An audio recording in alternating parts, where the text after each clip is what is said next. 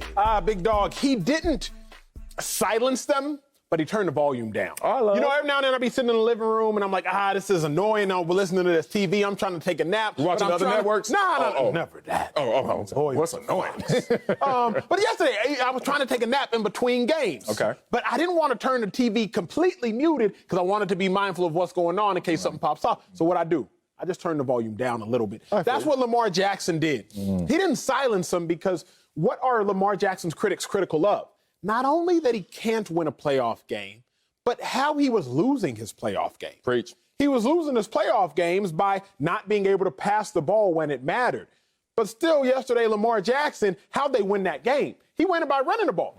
But remember, the Ravens last year, Lamar Jackson ran for 143 yards on 20 attempts. Actually, more yards than he ran for yesterday. The Ravens last year, Lamar Jackson threw for 365 yards. Actually, more yards than he threw for yesterday. But the difference was the outcome. I told y'all, in the NFL, we don't judge by action, we judge by outcome. Because the Ravens won the game, all of a sudden, Lamar Jackson, he's great now. Lamar Jackson still struggled through the air, 179 yards, no passing touchdowns, 1 interception. Still struggled through the air to a degree, to the degree that would silence the critics. But what'd he do? He made a splash play on the ground. We know Lamar can make splash plays on the ground. Lamar did not completely silence the critics, but he turned the volume down for a day or two. I like that take. I like that tape. It also told me something about Acho and the takes that I'm going to hear from you going forward. A lot of your takes are based off of you watching the game while napping. Okay. Makes sense why you missed that play right there, missed that narrative right there. What happened? And then you and Orlowski get on your little iPads and start doing all these videos. Y'all was asleep. Shut up. Okay, here's the thing. Acho. He should have silenced his critics, but of course he didn't. Even Lamar Jackson stated this post-game. He said, look, there's always going to be naysayers no matter what. We all know that the cost of praise is criticism. You get all the love, guess what? The flip side of that coin is you're going to get some hell. Don't believe us? Look at anybody who's in the Limelight's Twitter feed. No matter how much you do, no matter what you do, somebody is always going to take issue with that. I get it. But Lamar Jackson, let's talk about some of these narratives, some of these criticisms that should be just shut the hell up. Can't come back from behind, not built to play without a lead. Oh, yeah, really? Thought they rallied from 10-0 in the first quarter to win yesterday. They did, okay. He's not accurate enough, come on. Oh, well, second highest completion percentage in the playoff game in Ravens history yesterday. Can't win that way in the playoffs. Oh, really? 165 passing yards and no touchdown passes in a win. You can't win that way? Yes, you can. Not mature enough. Well, looked like he was mature enough to make sure that he did whatever it took for his team to win. Now the Ravens won 6 straight games. And Lamar Jackson during that winning streak, 16 total touchdowns, 4 interceptions. They're going to find another way to move these goalposts. Those critics out there, they got some big muscles. But the thing about it is, if you're criticizing Lamar Jackson, just take a deep look in the mirror and realize how many times you've already criticized him, how many hurdles you've laid in front of him, and how many times he's hopped over that same adversity. Continue to put the hurdles in front of him, he'll continue to hop over them. Got to bring in our guy, Fox NFL analyst, Bucky Brooks. Buck, prepare. Did Lamar silence his critics in his first playoff win? Well, I mean, I think he did quiet some of the noise down, like Emmanuel Acho was saying, because there was a lot of noise around Lamar just based on how he was playing and the style of play that he prefers and the lack of wins that the Baltimore Ravens had in the postseason. So they had to get the win out the way so they could move past that and we could begin to appreciate the uniqueness of his talent. Because what he did was really nothing short of remarkable in terms of he put 100 rushing up, 100 passing. He continued to be the driving force of this offense, which is a run-first offense. And so much of what we heard is Lamar Jackson can't bring them back. So they fall down 10-0. He has an interception. What is he going to do? Is he going to fall apart? And what he showed was the resiliency and the toughness that we wanted to see from him. Now, going forward, can he put this offense on his back versus good teams in critical playoff games? Can he get this team not only to the AFC Championship, but can he get him to the Super Bowl? Those are the next frontiers that he must conquer. But I think for the time being, yes, he silenced his critics for maybe a week because next week they'll come because then the comparisons between Lamar Jackson and Josh Allen will begin to dominate the conversation. Which one is the better one in the 2018 draft class? That's a good note. That's a good note. We're going to include Baker Mayfield, but I'll talk to y'all. Oh, boy, stop. Stop. Now we're look here, Bucky. I'm not mad at that take. I think that take was fairly accurate. Here's the problem. Lamar Jackson has to understand his success is his biggest enemy. Like Lamar Jackson, unanimous MVP last year. So the fact that the critics have been critical, we've been critical of barrier number one. Can you win a playoff game? Like, critics have been critical of Lamar Jackson for something that, Mitch Trubisky or Matthew Stafford haven't done. Like, we haven't been critical of him for the things that GOATs haven't necessarily done. But when you're a unanimous MVP, you now get to be put in that GOAT conversation. It might be GOAT of a year, it might be GOAT of an era, it might be GOAT of a decade, but nonetheless, when you do something that rarely anybody ever does, you get propelled into these types of conversations. Here's what we really got to focus on, though. The narrative and what Lamar Jackson did, his performance, to me, it's almost irrelevant because what really won him that game? The defense.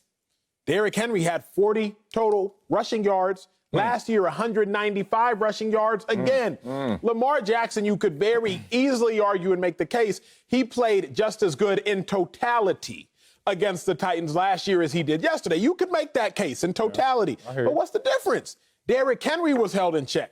The Titans' offense was held in check. So instead, the Ravens got the win, and now the narrative is changing because of the outcome. Action didn't really change all that much. So like Marcellus said, the goalposts will continue to be moved. But if we're being honest, it should be moved because Lamar Jackson winning a playoff game, that isn't all that big a deal for someone as talented as Lamar Jackson. Man, damn, that's how it's gonna go. I like it, but I don't like it. What's I don't know if I'm mad at. I don't know if I'm mad at the way the world is, or if I'm just mad at hearing your take, knowing that that's the way the world is. Here's the thing.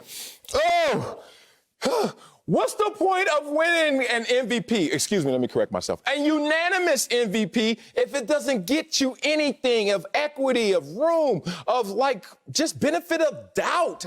That's what I'm really taking issue with here, guys. And I'm just about to hit y'all with a machine gun of nuggets real quick to just let you know who Lamar Jackson is. Third youngest quarterback ever to win a playoff game and MVP. Youngest quarterback ever to win a playoff game and unanimous MVP. Fastest quarterback to ever win 30 games in NFL history. Youngest MVP ever. Lamar Jackson right now, last 6 games, is playing at a better clip than he did when he won the MVP. But no one wants to talk about all that. They just want to keep saying he didn't win a playoff game before yesterday. Okay. Let's talk about the notable quarterbacks at the same age. Check the birth certificates of Lamar Jackson when he won his playoff game. And these quarterbacks did not win a playoff game at the same age. Tom Brady. Is he any good? Joe Montana. Wonder how he turned out. Peyton Manning. Good Lord, is this a top 5? Is this a Mount Rushmore? Drew Brees. Oh, really? Brett Favre. Aaron Rodgers. John Elway. Literally, I probably just named the 7 of the top 10 quarterbacks ever. My point is, I've lived through all of these guys. I don't remember the narrative as strong, let's be real, as highlighted as it was for Lamar Jackson, and that's my issue. Acho. Let me put it like this, Sal. Let's move away from football because we can all understand different things at different times when we get away from trying to push our agendas or our narratives. Okay. If Drake comes out with an album, assuming you're a Drake fan, Bucky, assuming you rock with Drake even a little bit, Drake comes out with an album, you expect bangers on there. Bangers. Because Drake has already given you bangers. Now, Drake could come out with an album that was really good for somebody else, but because it's Drake and he's already set the bar, you'd be like, But if somebody else came out with that same album, we'd be like, yo, can you believe what they did? Beyonce comes out with an album. Several people be like, yo, bangers, that's what you expect. Now, if somebody else came out with the same thing, for Beyonce, it might be underwhelming. But for the other person, you'd be like, oh, my God, that was amazing. It's the same thing with Lamar Jackson. When you're a unanimous MVP, you have already given us a platinum, gold, double platinum, whatever the highest bar is. Diamond. You've already given us that. So now every time you come out there, that's what we want. We view it the same way in other industries, Sal. We view it the same way in other industries, Buck. I'm not surprised, and I'm not mad at us for viewing it like this in this football domain. No, I like this. I think what makes it so cloudy is like we don't necessarily hold everybody to the same standard. And that makes it difficult because it seems like the goalposts are always moving for certain guys. And so for Lamar Jackson coming into the league, the way that he really kind of burst onto the scene, taking over for Joe Flacco, getting his team into the playoffs each and every year that he's been the starting quarterback, we begin to expect more from him because in the second year, he earns the MVP and he was the unanimous selection. We do expect more. And so, look, Vince Lombardi said the reward for accomplishment is more work. And so for Lamar Jackson, that's a tweet. We now have more accomplishments that we want to see him check off because what he's already done, and Marcellus, you've already kind of put this out there, he's an all-timer. Yeah. What we're talking about is we're comparing him to some of the best that have ever played the position in this game. And so, yes, the standard is high. And as he continues to check off these accomplishments, we want to see him make more notable achievements so we can give him his just desserts because he has come into this league and he has put himself in a category where we should be talking about him as potentially a gold jacket candidate based on how he's played his first 3 seasons in the league. Let me turn a concept on its head, if you all would allow me. Let's all three quickly have a discussion. We use this word moving the goalpost with a negative connotation, but if I can, Marcellus, Bucky, let's talk. I don't know if moving a goalpost is a bad thing or a great thing for Lamar Jackson. When we say move the goalpost, all we're doing is saying the exact same thing that happens in track and field with the high jump.